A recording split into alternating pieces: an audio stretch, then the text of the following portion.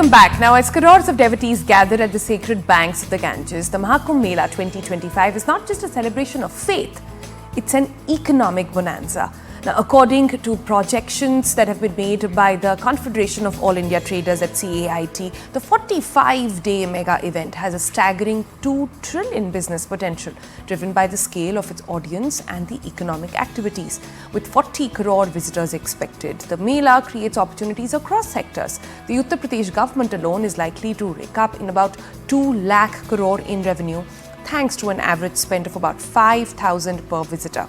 Brands are making the most of this massive footfall, investing about 2,000 crore in advertising bids, from hoarding to mobile apps. Top industries and even sectors like FMCG, hospitality, Ayurveda are leveraging this platform to launch innovative products, from portable beds to by Amazon, like the Bhakti app by Kuku FM. There is also Blinkit, which is operated an office over there.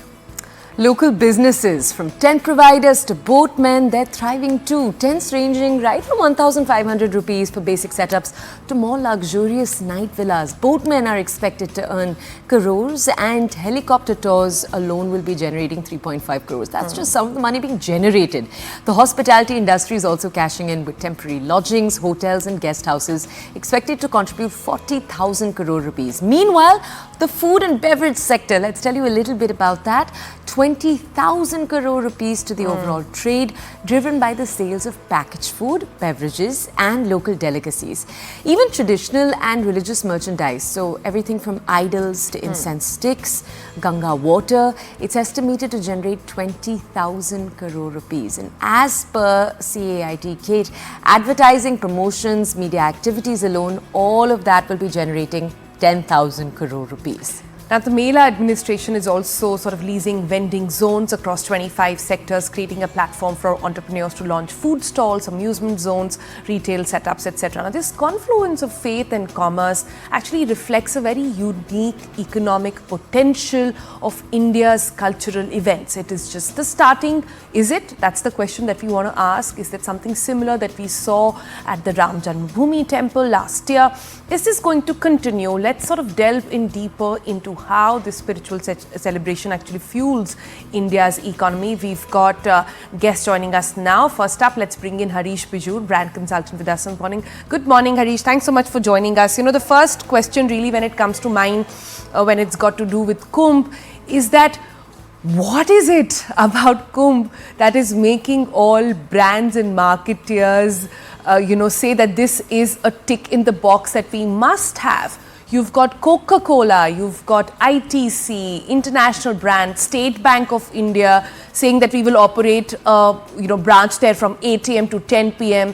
You've got a bus ATM which is revolving around. So there are a lot of brands integrating themselves and saying that we've got to make our presence felt. For a start, brands don't have a religion. The only religion brands know is money and profit and margin. And to that extent, brands are loving the Mahakumbh. The Mahakumbh is a once in a 4-year opportunity. It's brilliant. It is attracting so many people. Even if I don't take the official numbers of 1 crore of people every day, I can definitely take the drone monitored numbers of 71 lakh people every day. Even 71 lakh multiplied into 45 is a big number. And this is exciting the marketer. The marketer looks at this as a ground level opportunity to showcase brands. Because, India and the great Indian middle class is going through a complete slump. The 573 million middle class, which represents about 38% of the total population, is going through the churner. There isn't enough money to spend. But, when an event such as this comes up, it's a brilliant opportunity because, on the ground, people hit the ground and you want to be seen there. There is a FOMO on the Mahakumbh and, nobody wants to miss out on the opportunity of being there, feeling it. And the best thing of the Mahakumbh is the chemistry that the event brings together.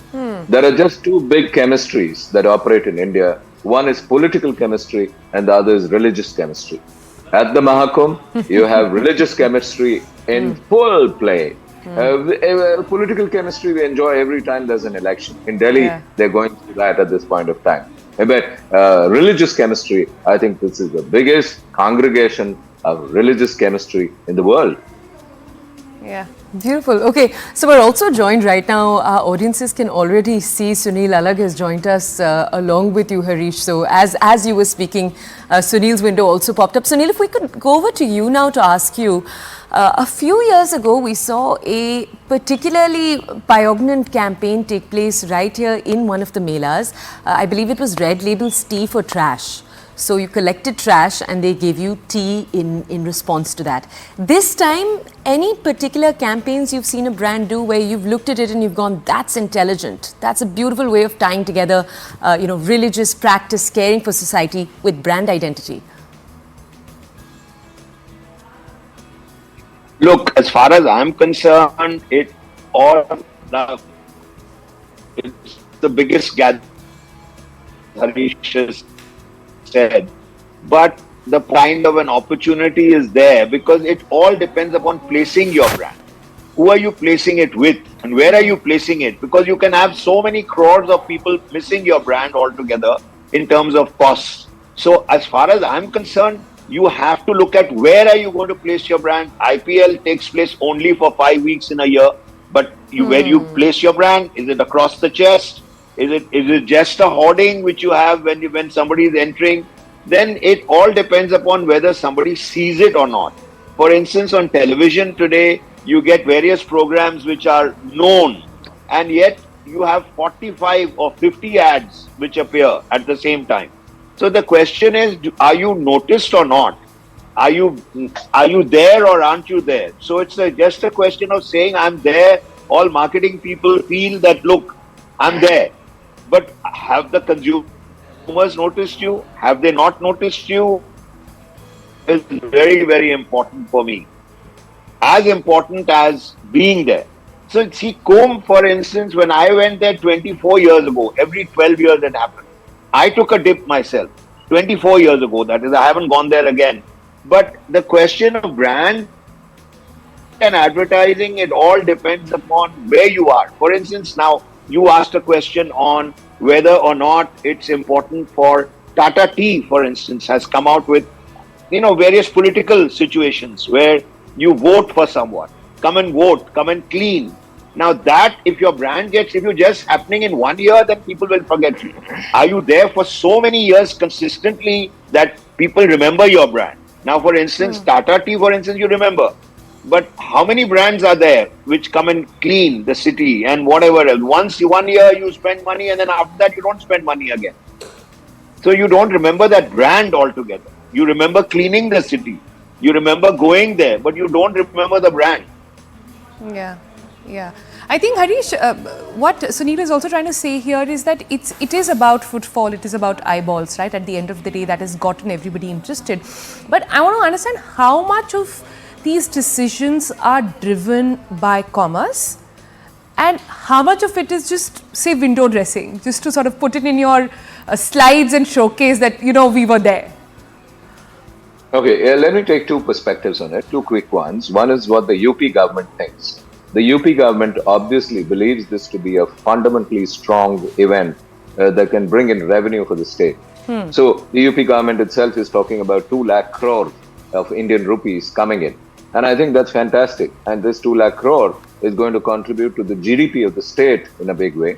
And it's also going to contribute to the GDP of the country by and large, because all GDP will not go only to the state. So a 1.1% blip on the GDP of this country is expected just because of the Mahakumbh of 45 days. So that's beautiful. How much of it is commerce? I think, commerce falls into place after the event has been put together. And the event is such a big draw that, commerce follows eyeballs. And, to use television language, we have something called the TRP, right? The television rating point. For me, the Mahakumbh offers human rating points on the ground. So if I'm really talking about 3,700 crores of rupees being spent by marketers onto the Kumbh, I'm saying that as much as 25 to 26% of it is going to be on outdoor and on the ground to capture human rating points. And if you have seen a brand doing brilliant stuff at the Mahakumbh, you will remember it. And the chemistry that religion brings to the party is going to make it that much more memorable. This is a very clever patli gully for a lot of brands to associate with religion and yet not associate with religion. I've started the discussion saying brands don't have a religion, but brands love religion as well. Yeah. I think that's so interesting though, Yeah. associating but not associating entirely. Can you just tell us, let's go over Sunil to ask you this.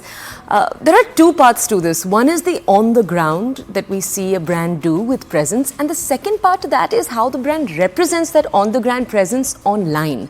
So we've seen CEOs, for example, take photos of their brand's presence on the ground in Kumbh. That post has gone viral. Can you just tell us a little bit about what you're seeing there, the social mediaification of all of this, and also touch on how digital first brands are playing with the Mahakumbh? See, look, consistency is very important. Pepsi and Coke, of course, advertise throughout the year and they are going into, so you remember those brands. But the many brands that are only appearing in the Kumbh and are taking advantage of religion, you don't remember after that. Unless you, every year for the next 12 years, are you going? Now, a lot of people, as Harish has said, this is one opportunity in 12 years. It comes in 12 years. But how are you taking it forward after this? Are you just appearing once and going away? Then it does not help your brand as much as you would like to. But if you are doing consistently throughout the year, and for the next 12 years, you will say that, all right, not religion, not politics, nothing to do with anything, but you give your message across and you consistently give that message. Then it matters. Then it really matters, because if you just appear once only for your CEO or someone, then you can forget about the brand within, and people don't have that kind of memory anymore. Don't have the memory of religion, don't have the memory of politics, don't have this kind of memory unless you are able to consistently build on this particular. So consistency is as important for the brand marketer as it is for anyone else. But if you are appearing only once in the whole year and don't do anything for your brand, then forget about it. Yeah, so it has to be part of a larger brand strategy and a purpose that has to be married in, right? Not just the footfall. Correct. And throughout the year, and you carry on over the years. For the next 12 years, you will see Kumbh, not talking about Kumbh Mela, but so many brands on their value of their brand is most important. Yeah. Harish, can I ask you a larger question here then? Not just... It's not, we'll just come back to you, Mr. Alagh. It's not just about Kumbh Mela. Is there a pattern of sorts emerging in the country where we are seeing capitalism and spirituality sort of come together in some way? Is this an experiment of sorts that we will see more of in the future? Again, in the intro, I spoke about how last year's Ram Mandir, of which we are hitting an anniversary tomorrow, also was one such event. Is this a pattern? I'm just trying to read. Yeah, I think you strike a right note. The question is absolutely correct. I think, all of a sudden, India and Indians are rather proud of their religion. The Hindu is very proud of wearing his, her or their religion on their sleeves. And I think, governments, marketers are good centers. They scent and see what works. And as of today, sociologically speaking, I think India stands at a point when the Hindu is very proud to say, I am a Hindu and I will stand up for who I am. And when the Hindu does that, I think, anything that really revolves around the faith of the Hindu comes to the fore. The Ram Janmabhoomi temple was one of it. The Kumbh, whether it's, the Kumbh or the Mahakumbh, the Kumbh represents a big event. I mean, it's like the Olympics. Or the Super Bowl, as some people have called it. Yeah. I'm just looking at the periodicity of 4 and 12, and I'm looking at the fact that Olympics happens once in 4 years, and, that kind of a correlation. But typically, it simply means to say that marketers cater to what people want to hear. Marketers love to keep their finger on the pulse of the people. Similarly, politicians keep their pulse on the fingers of the people. What the people want to hear, they give to them. And I think, this is a beautiful way of showcasing the Kumbh, the Mahakumbh, and creating events and building chemistry out of such brilliant, great events. It brings back reverence, it brings back chemistry, and it brings back opportunities for marketers, greedy or not. Okay, so just to understand a little bit more on that note, Sunil, if we could come to you, can you take our audiences down memory lane? Because you said you've actually attended Kumbh, but years ago. Compare the current Mahakumbh to the Kumbhs you've seen in the past. Just a few seconds ago, we were playing out visuals of the creative director of Valentino actually attending the Mahakumbh. We know Steve Jobs' wife attended it, but that kind of international attendance, even local, Tarun Tehliani with right, his daughter. right. We just that's what we were playing. That kind of attendance, is it normal for the Kumbh in many ways, or does this time actually feel different? See, as far as Harish is concerned, I'm an Hindu. I remember that I went to the Kumbh not because of what brands were advertised or anything. I went to the Kumbh because of Kumbh, and I've been there once, 24 years ago. So many Hindu, but India is Christians, Muslims, everybody else. So if you associate too much with the Kumbh, that means you're a Hindu and you do not think of anybody else. Now, what I'm saying is that, look, for a brand to be consistent throughout the year, the message cannot be about Kumbh. The number of people who are coming to the Kumbh, you are approaching them. But you cannot claim that you are a Hindu, and we as a Hindu don't follow as violently as we can. But if we do that, then politics on the other side will only aim at Hindus, not about all the other religions. See, the brand must be consistent in its message. That's very important for you to remember. Are you Pepsi or Coke? Do not talk about so many of the people coming to the Kumbh. Yes, that I agree with Harish. But do you talk about Kumbh Mela only? Then you've had it. You've had it because everyone else will go against you. So I'm a Hindu and I wear it on my sleeve. I'm a Hindu. That's okay. But I went to the Kumbh because of the Kumbh, not because of anything else. So brand, when they market their products, when they come in for advertising, they see so many people coming there, their message has to be slightly non-Hindu in the sense that you are taking the advantage of the Kumbh. That's what I am saying, but maybe Harish is better than me in relating what is the message that the brand gives. Since you've named him, I'll just give him a quick, time to rebut that. Harish, quickly. No. I think Sunil is absolutely right. You must never associate a brand too much with religion. If you notice my opening remark, it was to say that brands don't have a religion. Brands must not wear religion on their sleeves, but humans can. Hindus can wear Hinduism on their sleeves, Christians can wear Christianity on their sleeves, and Muslims can wear Muslim as a religion, Islam on their sleeves. But the beauty of India is this. I think we have fantastic options. At Velankani, if you go and see exactly what happens, there's beauty there. Okay, at Sabarimala, you have beauty. So literally every religion has its own kind of a feel. Okay, and therefore that's unity in diversity. And that's what India brings. Today it's the Kumbh, tomorrow it's Velankani, and day after tomorrow it's something else. Yeah. I think it's a good point to sort of take a break over there. Sunil, Alagh, Harish, Bijoor, thank you both for joining us with such a fascinating discussion. And it's actually about that. It's not about how Kumbh or what religion it's about. It's about how commerce is building up, and which is the underlying note here, how commerce, economics is building up around these spiritual, events of sorts. There is spiritual tourism as well, but we'll talk about that tomorrow.